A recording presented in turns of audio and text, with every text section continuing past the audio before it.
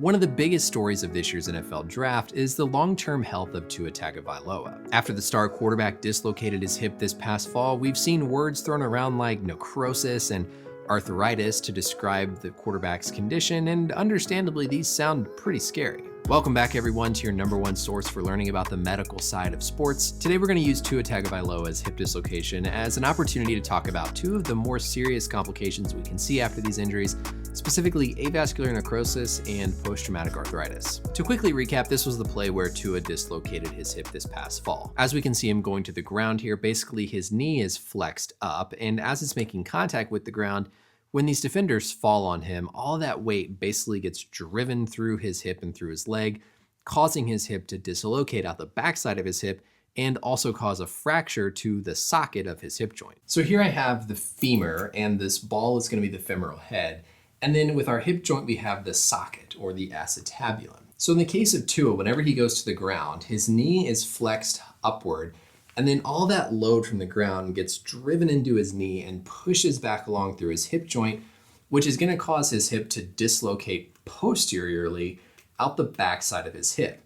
But what happens is whenever that femoral head comes out of the hip socket, it makes contact with the posterior wall here of the acetabulum, which is what caused that posterior wall fracture and can make this a more complicated injury. Two of the main complications we can see after hip dislocations are post-traumatic arthritis and avascular necrosis. The A prefix on avascular means without, so this is without blood supply, causing necrosis or death of, in this case, the bone in the hip. AVN actually can occur from a number of different causes, but all gets narrowed down to one common theme, and that's having improper blood supply or blood flow to an area of the bone. The main blood supply to the head of the femur come from two blood vessels called the medial and lateral circumflex arteries. Specifically, there's a deep branch of the medial circumflex artery that's thought to supply the majority of blood flow to the head of the femur. Based on the location of these little blood vessels, whenever the hip gets dislocated, those blood vessels can shear, they can become sort of temporarily pinched off,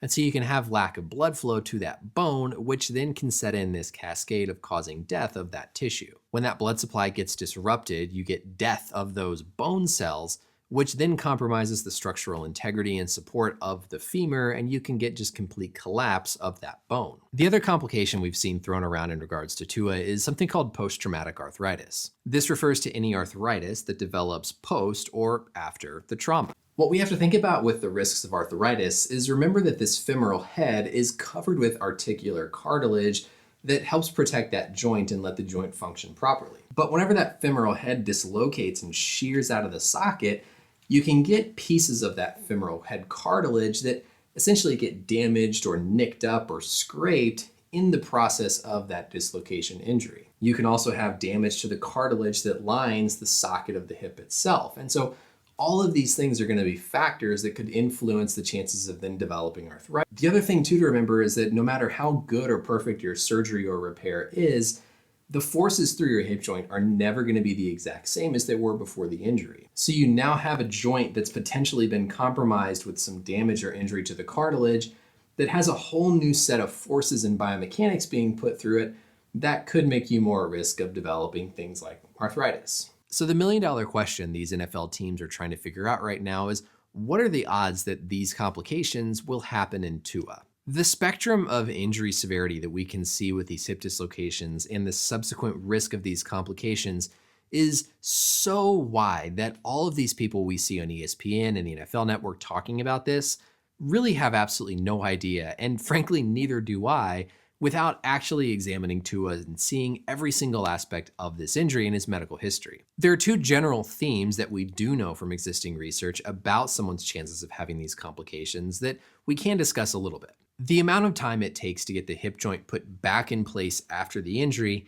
and the severity of the injury itself combined with any additional fractures around the hip joint are the two factors that seem to generally be associated with a worse outcome or more complications. We can classify severity of posterior hip dislocations based on something called the Thompson-Epstein classification that goes from a grade 1, which is the least severe, up to a grade 5, which is a very traumatic severe injury. Essentially, these different grades have different levels of severity in terms of fracture of the socket of the hip and the ball of the hip in terms of how bad the injury is. So when we look at research about the incidence of particularly avascular necrosis, we can see ranges anywhere from as little as like 5% up to as high as 40-50%, because it all depends on just how severe the actual injury itself was. As we move from a grade 1 to a grade 5 injury, the chances of having a bad complication like AVN are going to increase because of the additional severity of the injury. With Tua, we know that he had a posterior dislocation and some degree of a posterior wall fracture, but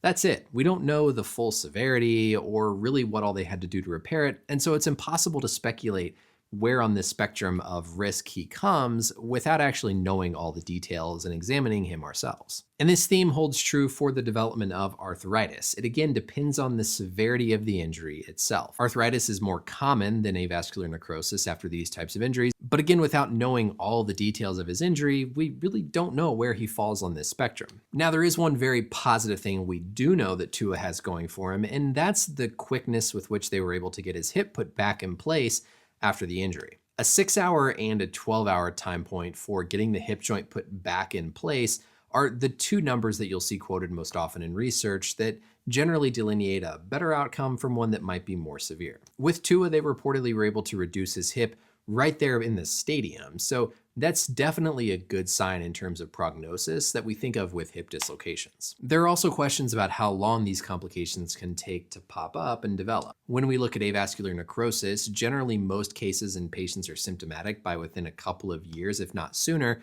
but there are some case reports of people not having AVN develop until up to 8 years after the initial injury. But this is in the minority. Like I said, most of the time this is something that's going to show itself pretty early on after the injury, and they would have hopefully some sense of it even just right now by being able to look at his imaging and his studies. In regards to the arthritis, this is generally a slower process. Not all patients who develop arthritis are the exact same. Some people can have really bad imaging findings of arthritis, but essentially have no symptoms and not be limited at all, whereas other people could have very minimal imaging findings of arthritis, but be very, very limited because of their symptoms. Either way here, I hope you guys have gotten the sense that without actually knowing all of the information about Tua's hip injury, seeing the scans, doing his exam, knowing all the details, all these analysts we see on TV, myself included, really have no place predicting or trying to make some judgment about how he's gonna do from a health perspective. There are so many little details here that make a huge difference between what his risk of having these complications might be.